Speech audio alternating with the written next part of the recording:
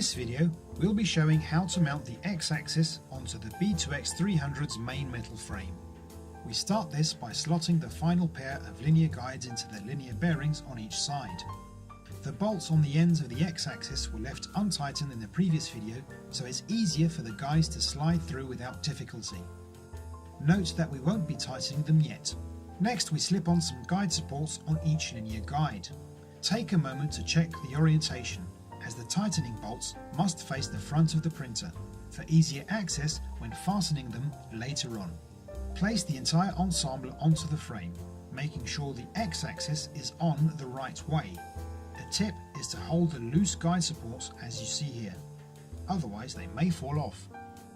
After placing the X-axis along with the vertical guides into place, the first step is to fasten the supports on the bottom using the screws, nuts and washers. With this done, the next step is to position the linear guides so that the flat top of the guide is perfectly aligned with the horizontally placed brackets, as indicated here.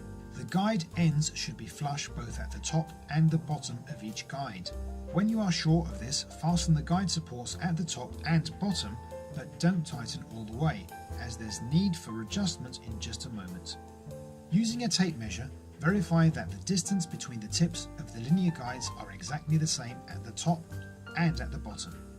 This is to ensure that the guides are as parallel as possible. Adjust if necessary by moving the guide supports along the existing slots in the frame, and once you are sure that they are exactly the same distance, tighten the screws on each support. Now it's time to apply the threaded rods.